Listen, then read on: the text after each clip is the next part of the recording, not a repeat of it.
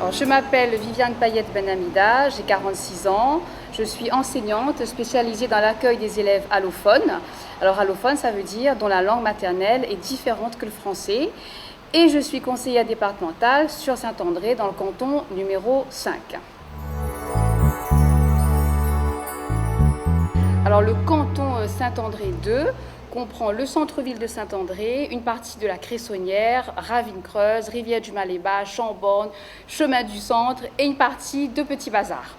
Alors pourquoi je suis attachée à ce canton? D'abord, j'ai grandi à Saint-André et puis ensuite j'y ai travaillé pendant 14 ans dans la politique de la ville.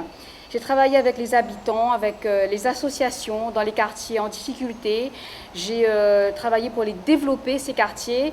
C'est la raison pour laquelle j'aime les habitants, j'aime Saint-André et j'y suis attachée. Le département, c'est à la fois une main tendue et une main qui tire vers le haut. Alors pour la main tendue, moi je veux qu'on révolutionne les aides individuelles pour une vraie égalité des chances. Et notamment dans le domaine de l'habitat, il faut qu'on booste l'amélioration de l'habitat. Ensuite, je veux accompagner les parents dans l'exercice de leur fonction parentale.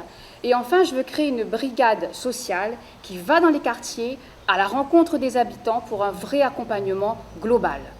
Ça, c'est pour la main tendue. Pour la main qui tire vers le haut, j'ai une vision pour l'Est qui doit créer de la richesse et créer de l'emploi. D'abord avec un modèle agricole qui valorise les produits locaux et les produits d'excellence qu'on peut exporter. Ensuite, avec la route des Hauts de l'Est qui va nous permettre de développer les mi-pentes. Et enfin, il est important de lancer des nouvelles filières pour créer de l'emploi et pour valoriser les atouts de l'Est autour du tourisme, de la silver economy, de l'économie bleue et du recyclage des déchets.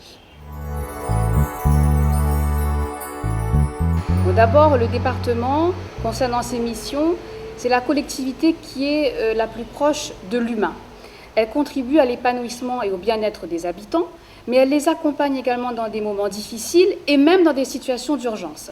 Ensuite, concernant les moyens, le département peut développer des politiques publiques fortes, puissantes, pour aider les habitants à s'épanouir, pour aider les habitants à être heureux et à trouver leur place dans la société réunionnaise.